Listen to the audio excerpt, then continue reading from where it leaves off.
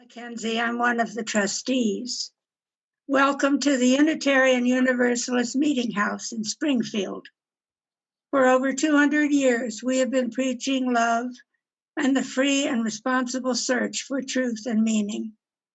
Here, we don't expect to think alike, but to love alike. We invite you to join us in seeking truth and sharing love with our neighbors.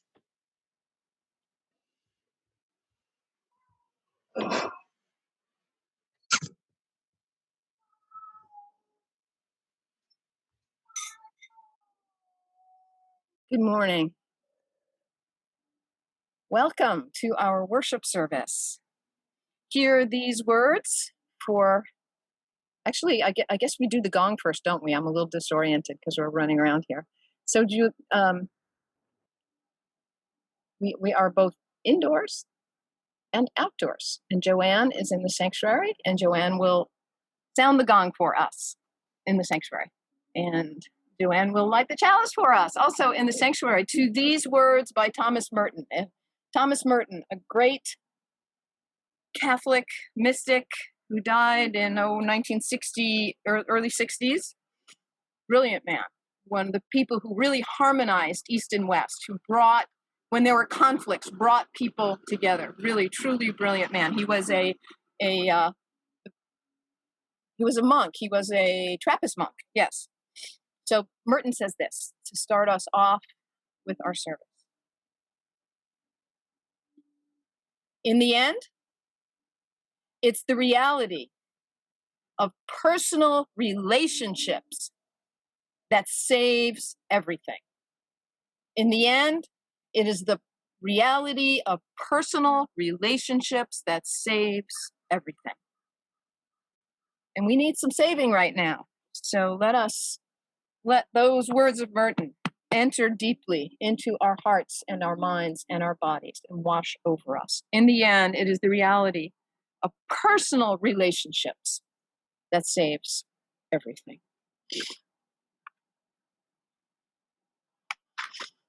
So those of you who are watching online, you get to sing. We don't.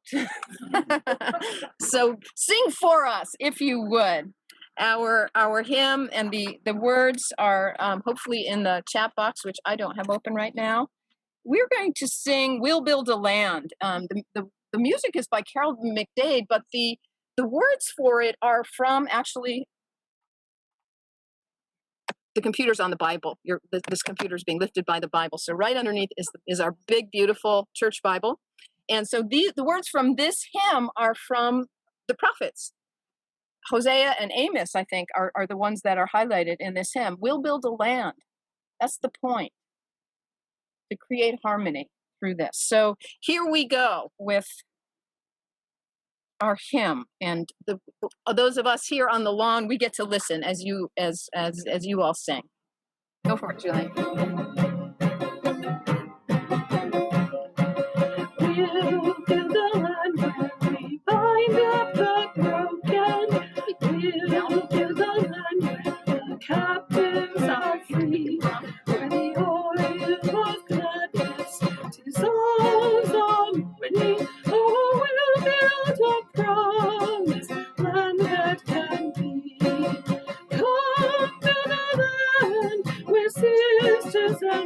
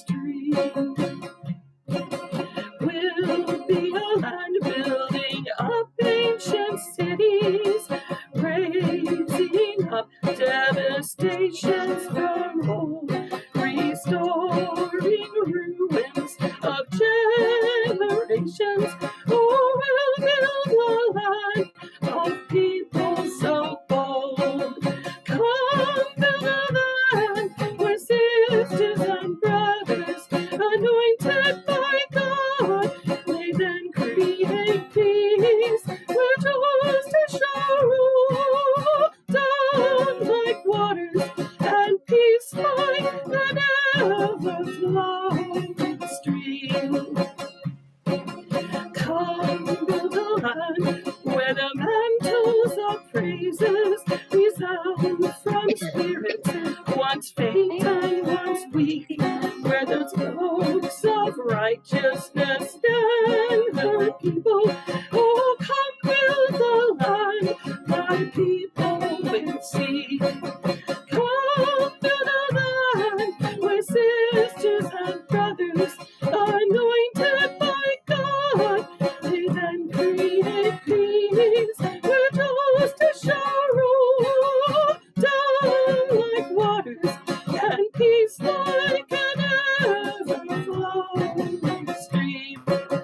Come build a land where sisters and brothers, anointed by God, they then create peace, where justice shall roll down like waters, and peace like an ever-flowing stream.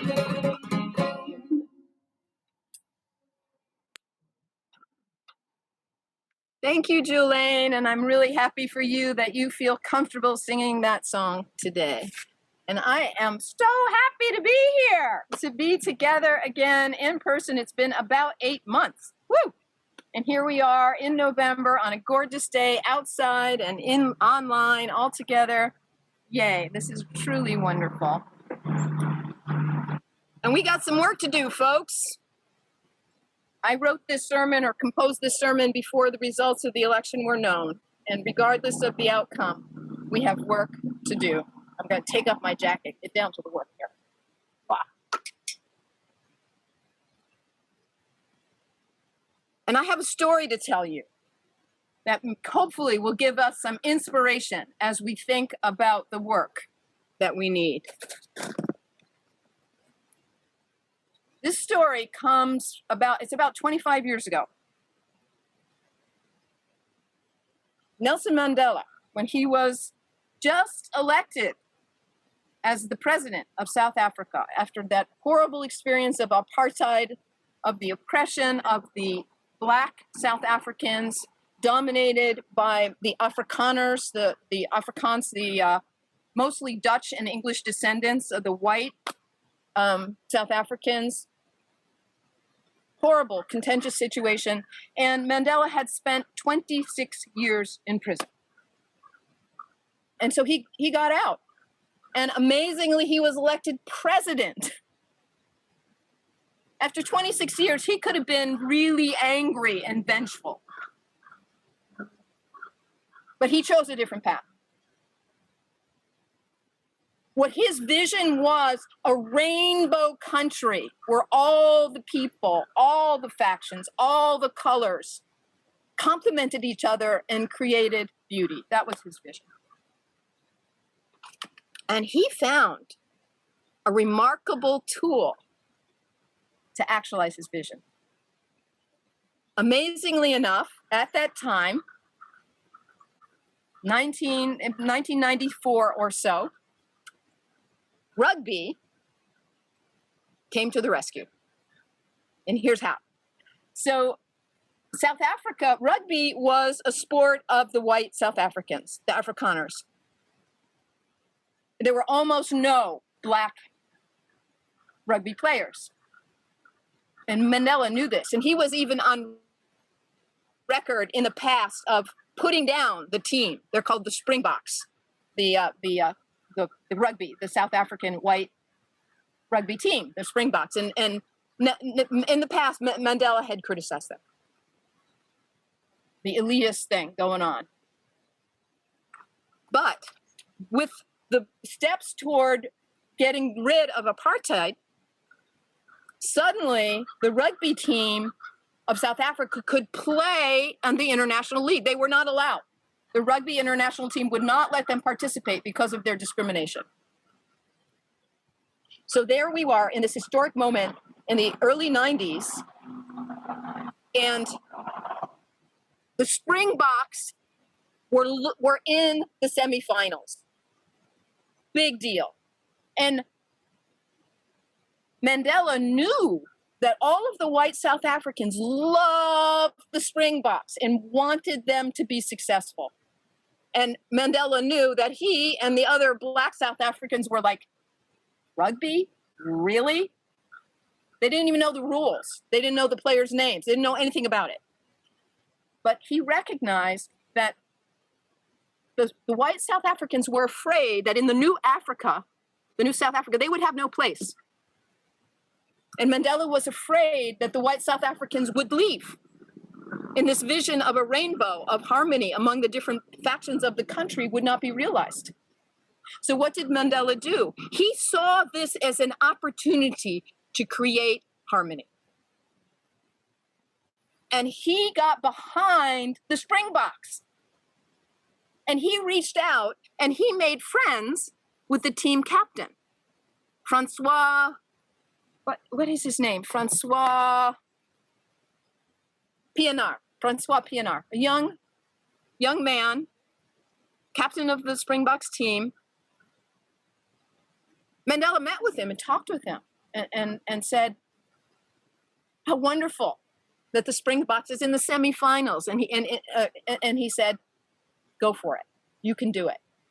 And the young Francois walks away saying, I think the president is telling me to win the cup, win the World Cup. And he was. And so part of Mandela's way of doing this, he did several things. He had the whole Springboks team, which is almost all white. I think there were maybe 2 black players on the whole team. He had them go in their whole training process. So they were training like crazy to try to win. He had them go into the little poor, just dirt poor, impoverished townships with the black kids, black South African kids, and go and play games with them, teach them about rugby. And so throughout their whole training process, day after day, they went out and visited all over. And before you knew it, all the kids in South Africa were like, rugby, wah, and were really excited and behind it. And then Mandela had the whole team go and visit the prison where he had spent 26 years. They went into the cell, stood there. So Mandela used this opportunity to create relationships, what Merton was saying, between the players and the kids, between the players and the prison system, and understanding Mandela's history and his experience. And Mandela learned the names of all the players. He learned the rules, and he went and he met with them. He supported them. He encouraged them. And the black Africans on his team are, you are nuts. Rugby? Who cares? What are you doing here? But he's like, no. This is a possibility. We can make a bridge here. And so amazingly enough, the Springboks went to the finals. They actually they played their best. They had the entire country behind them. They played harder and better than they had ever played before, and they went up against New Zealand, the All Blacks, in the final cup, the Rugby World Series of 1995, and the Springboks won. And the entire country of South Africa was overjoyed to see what we could do when we come together. And at one point, one of the reporters said to Francois Pienaar, the team captain, oh, you had the support of 1 million, whatever the number was, 80,000 South Africans behind you, which meant, well, that was the number for only the whites. And Pienaar said, no. We had the support of everybody, thousands and thousands, white and black. So he went against that apartheid, that line of here's us and here's them. Pienaar said no. And Mandela said, we are one. And he used the sport of rugby to create relationships and to fulfill his dream of a harmonious rainbow of South Africa. Brilliant, brilliant, brilliant man. So he went inside the hearts and minds of his enemy, saw what mattered to them, and said, okay, how can we use that to create love and harmony? And he did. Brilliant, brilliant. Yeah, Mandela. So that's our job now, isn't it? So thank you for listening to the story. And if you want to know more, check out the movie. Mandela is played, of course, by Morgan Freeman. And Francois Pinaar is played by Matt Damon. The movie's called Invictus. So if anybody wants to watch it and see this story, I think it's one that can give us great inspiration in this historic moment. Our opportunity to think like Mandela, to react like Francois Pinaar, and create a rainbow country that welcomes and understands and values all of us. So thanks for listening to that story. What are we here for, folks? What is this all about? Join me in the words for our affirmation. Love is the doctrine of this church. The quest for truth is its sacrament, and service is its prayer.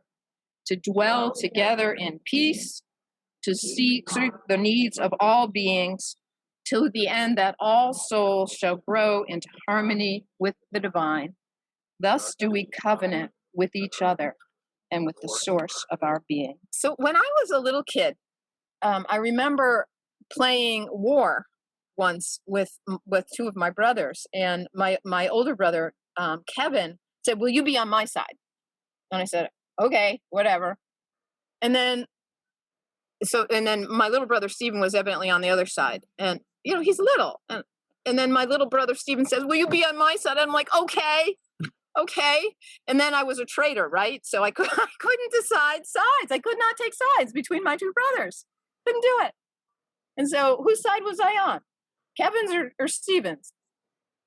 And Kevin's shooting at me, and I'm like, whose side am I on? Couldn't do it. I've had this problem a long time, not being able to take sides. So those of you who are here can see this.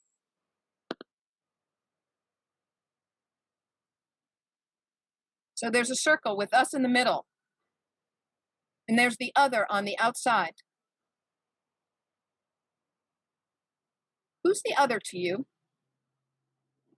Who's outside of your circle of love that when you think of that other, your heart is not open? Who is that other? This is our work right now of healing our divided nation. Not to stand on the side of love because love has no side, but to answer the call of love like Mandela did. Mandela did not say the other are the Springboks and the Afrikaners. He said we are one nation. So who is the other for you? And what we need is something brilliant. We need to follow Mandela's guidance.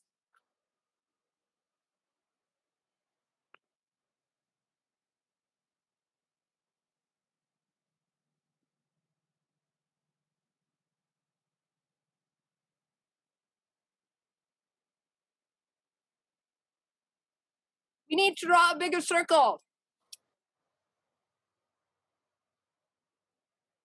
To hell with the line between us and them. There is no them. We are one humanity. We are one planet. We are one nation. We need to create sisters and brothers out of the supposed other. This is not easy work. And Mandela gave us some insight into it. He went inside the hearts and minds and bodies of the Afrikaners.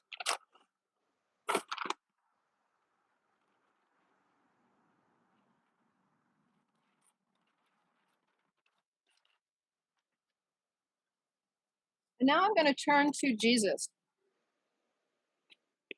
Jesus spoke Aramaic, and probably his most powerful and disturbing teaching is love your enemies. And in Aramaic, those are the words in Aramaic that are on the right-hand side of this. Ahib, laweld, bayakam. Love your enemies. But what he means by this, love your enemies,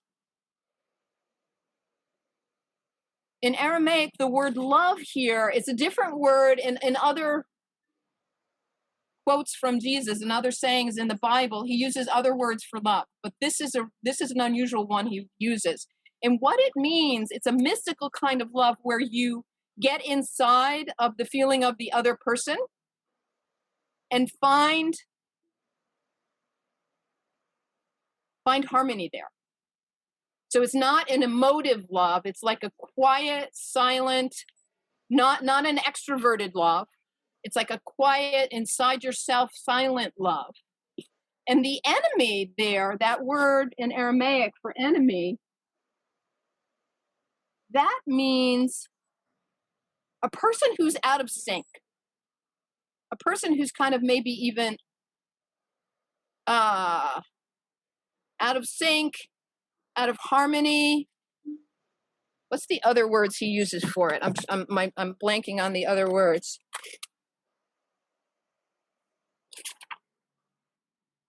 So I'm reading from now a book of the Aramaic Jesus. So the author speaks Aramaic, and that was Jesus's language. And so he says that phrase, love your enemy, if you get to the depth of the meaning of the word, those two words, love and enemy, you get a completely different sense of it. Here's what he says. You could translate it if you go deep into the Aramaic. You could translate love your enemy in this way. Find a hidden place, unite with your enemy from the inside. Fill the inner void that makes them unharmonious, that makes them swell outwardly, be out of rhythm. So instead of progressing step by step, they stop and start harshly. That's your enemy. They're out of time with you. Bring yourself back into rhythm within. Find the movement that makes your enemy and you harmonious again. Like two lovers creating life from dust. Do this work in secret so they don't even know. This kind of love creates. It doesn't emote. Isn't that wild? Love your enemy means exactly what Mandela did.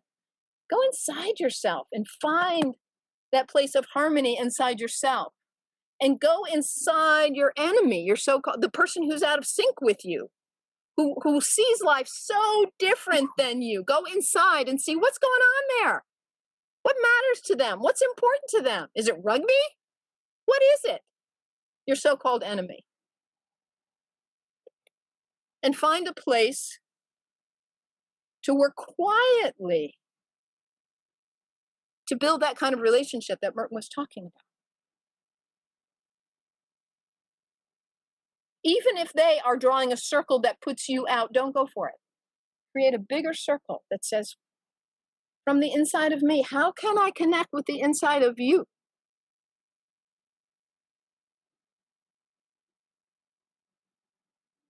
No wonder we are still talking about Jesus more than 2,000 years later. He was wild. He was calling us to something that most of us can't even hardly get our mind around. We're so used to thinking, standing on the side of love, I'm on the right side and they're on the wrong side. No, Jesus wouldn't go for it. Mandela didn't go for it. Most of the great religious teachers in the world say, no, love has no side. And if you're thinking in a sided way, sorry, folks, you're wrong. And I'm wrong.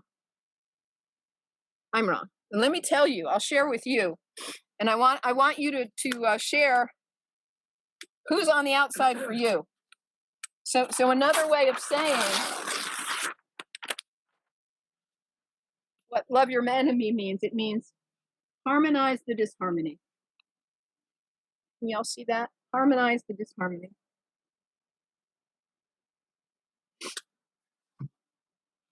So who is on the outside of your circle and who is on the inside? And what can you do about that?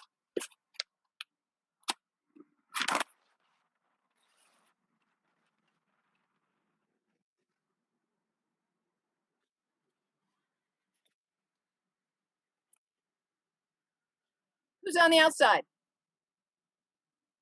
In your own heart, name these people, this group, whoever it is. That's our work. That's our work. To harmonize the disharmonious. There is no side.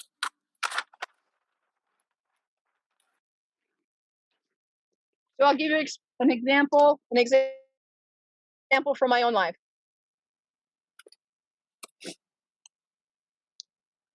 Those of you who know me will not be the least bit surprised. Those of you who don't know me may be shocked.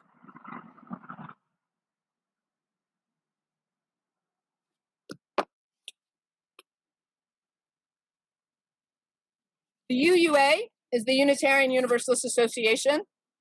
And in my worldview, they are on the outside and I'm on the inside. My loving heart has a really hard time extending to them. Over the 20 or so years I've been involved in this movement, I've seen them do many, many things that I think are dishonest, not honorable, not respectful. They're on the outside. How dare I, a UU minister, put the UUA outside of my heart? That's my work. I need to stop this. Every time I perpetuate this worldview, I'm creating disharmony in the world. I'm wrong. I'm wrong for this. I need to do this. I need to draw a circle that brings them in. I need to get rid of that supposed line between me and the other. Just to even draw this gives me the heebie-jeebies. So who is it for you? Who's up here? And what are you going to do about it? Because every time I do this, I'm making the world worse. Put them outside, whoever they are. And my work is to recognize this and to go inside and see what's inside of the supposed other. Why are they doing what they're doing that is so upsetting to me? And what can I do? How can I find a way to create harmony?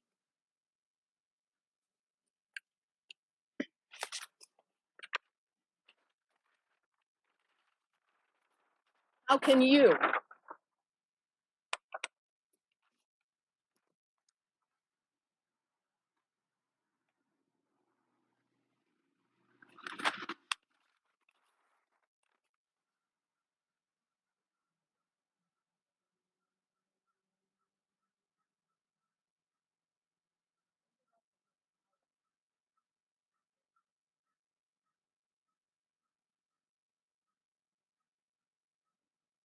The first thing is to recognize that we're doing it. That we're othering. We're othering. It's a verb. We're othering. And the second thing is to realize, even though I'm right, I know I'm right about the things that happened that the UA did, that the positions they stand for, I know I'm right in that sort of intellectual way. I'm wrong in the way that really matters, which is the heart way.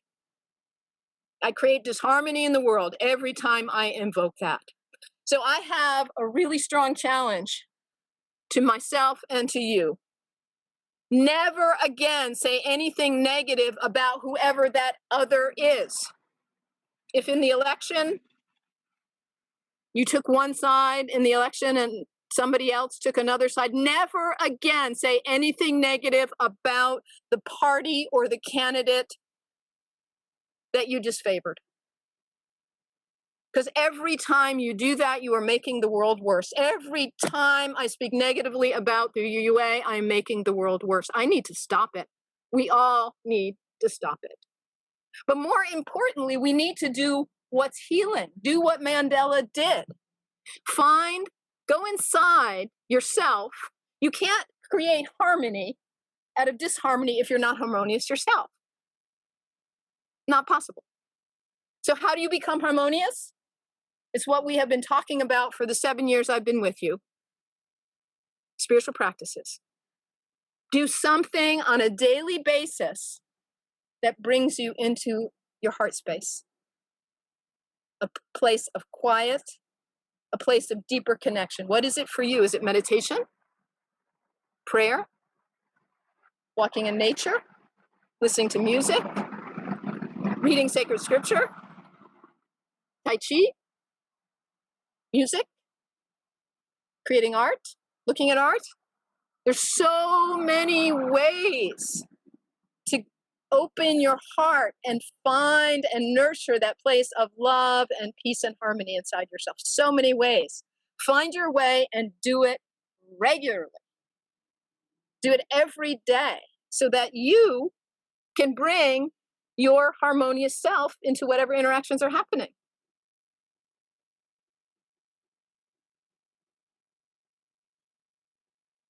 And when you encounter the former other, they're not going to be others anymore. We're going to forswear othering. When you encounter the former other, you can bring a harmonious, open heart to the interaction. And when you feel yourself being triggered, somebody says something about the UUA and I go, can I just be in that moment and realize, wow, I just did it again. Someone said that word and I went, that's in me. This is an inside job. Spiritual work is always an inside job. You notice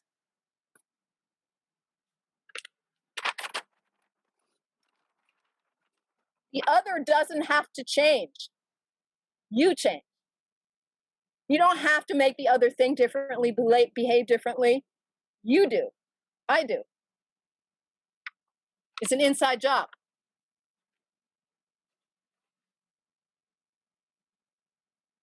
So how do you create? How do you harmonize the disharmonious? Nurture your own harmony through your spiritual practices. And when you're in interactions where you start to feel yourself triggered, notice. Notice. That's crucial. Take that breath and go like, wow, someone said that word, whatever it was, the candidate you don't like, the party you don't like, the cause that you're against. Someone said it and immediately inside of you, you went, notice that. Take a breath. This is trauma. And how do we undo trauma? That's what we're reading about in our book, our book discussion, My Grandmother's Hands, and Resma's book. Be present with yourself and realize I'm reacting, and just sit there. If you can, just sit there and breathe. Be like, oh yeah, feel my breath getting shallower and feel my heart racing a little bit when I think about that former other, when I think about that situation, and just be with yourself. Calm yourself down.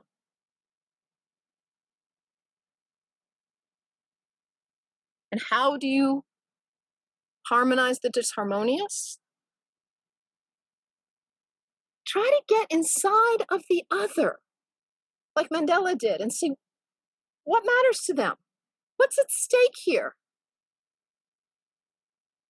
In terms of the election, there are millions of miserable people today who are heartbroken over that election. Absolutely. The things that matter most to them feel jeopardized. They just can't even fathom terrible. And if you don't feel that way, can you empathize with that? And not be gleeful, not be glad, but realize there's a divide here. There's a brokenness here that needs healing. And my gleeful triumphalism is harmful.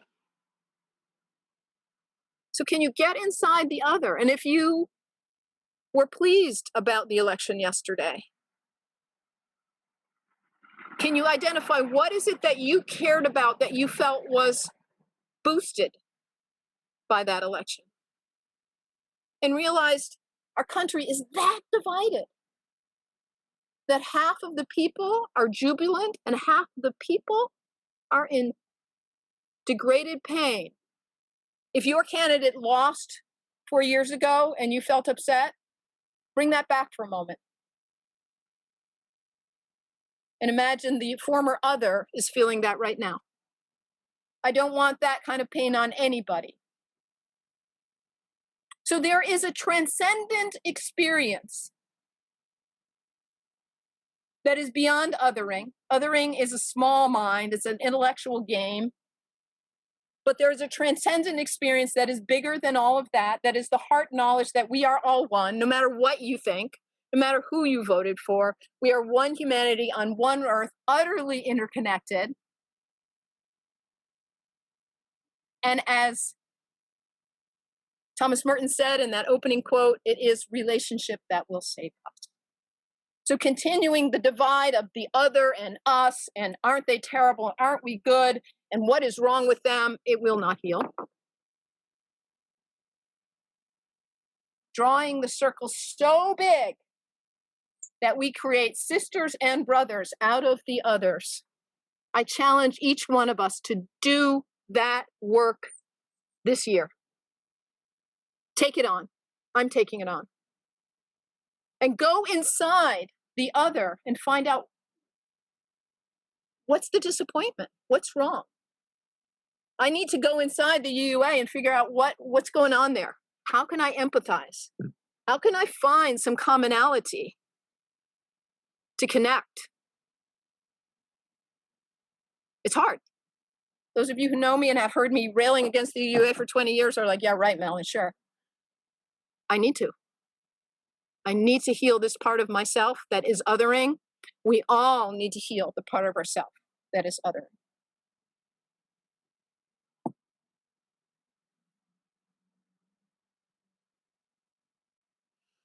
And what was brilliant in Mandela's approach was relationality.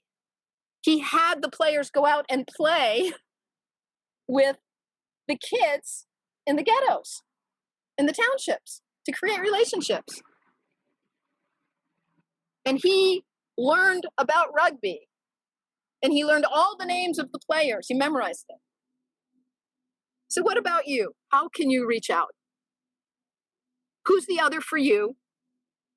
What I'm going to do tomorrow morning, there's a meeting of the UU ministers online. They're going to do a in Vermont, a gathering online on Zoom to, post-election strategizing, whatever. I'm going to go and I'm going to be nice. I'm going to listen.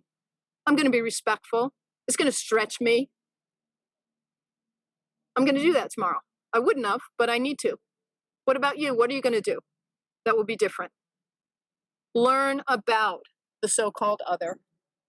Walk in their shoes and you will begin to understand why they feel like they feel. And that will open up bridges for healing. So this year, in January and February and March, we're going to read some books that will help us unpack some of this and de-other the so-called other. And we haven't had a theme for the year. We talked about it in worship and music, and we hadn't come up with one that we agreed to. But I'm going to propose this as our theme for the year: healing our national divide, that we take it seriously, and that we each go inside, do our spiritual practices so that we can be a harmonizing presence wherever we are. Go inside and listen to our own hurts so that we know when we're traumatized and what we're going to be put back will be vicious and not helpful. Calm ourselves down and go inside of the other and see what do they care about and what are they so upset about. And how can we create relationships? Join a club that has the other in it. Work on an issue, the environment, something.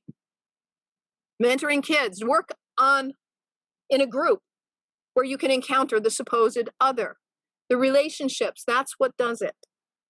As long as you're not one-to-one looking eye to eye with the so-called other, you can keep othering them. But once you play together, work together, dig together, sing together, eat food together, make food together, garden together, whatever you do together, you can't keep hating. You can't keep seeing them as other. Not possible. So let's do this work. I'm asking you. I'm on board. And anytime I start slamming the UUA, you just call me on it, okay? I need to be called on it because I'm making the world worse by my disharmonious statements. So our closing song is This Land Is Your Land. And Deb put together this beautiful slideshow for us, and Julaine did the music. So let's listen to This Land Is Your Land, and this is everyone's land. The winners, the losers, the Democrats, the Republicans, the Trumpites, the Bidenites, whoever, we're all one humanity. So let's listen to this song and examine our own hearts.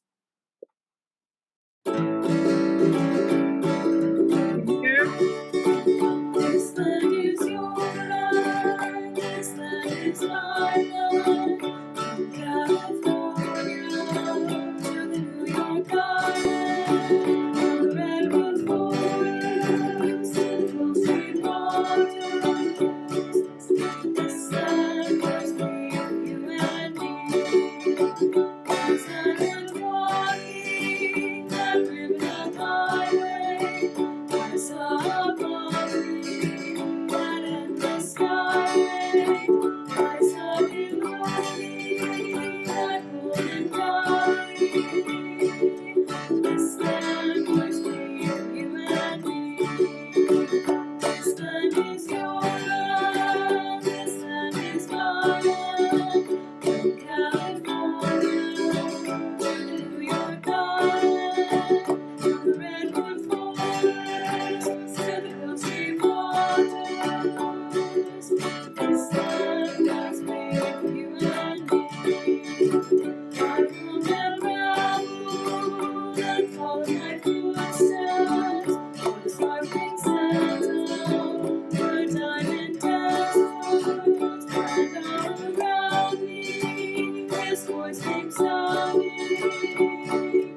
This land was made for you and me.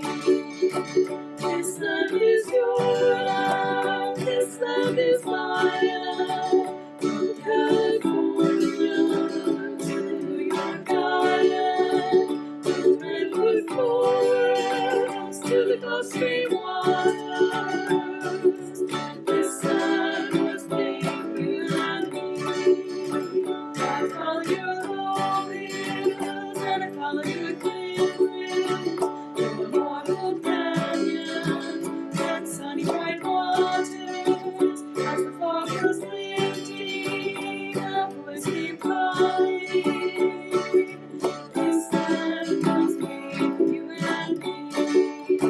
This land is your land. This land is my land. From California to New York Island, from the redwood forest to the Gulf Stream waters. This land was made for you and me. The sun was shining and I was strolling through the wheat fields gravy and the dust was rolling. I could feel inside me and see all around me. This land was made for you and me. This land is your land. This land is my land. From California to New York Island, from the redwood forest to the Gulf Stream waters. This land was made for you and me.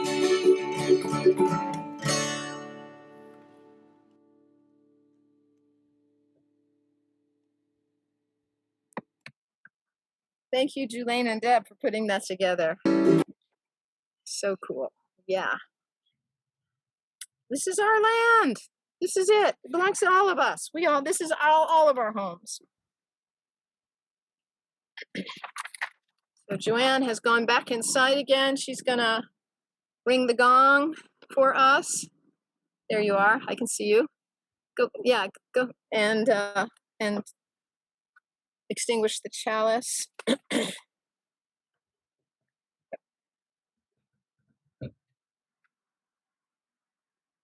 So hear these closing words. If you have found community here, online, in person, treasure it, nurture it. If you have found challenge here, go and sit quietly with what is stirring in your own heart.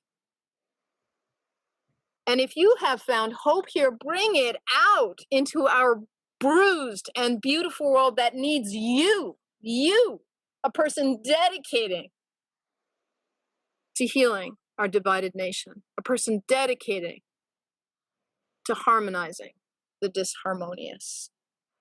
May it be so. Blessed be. Amen.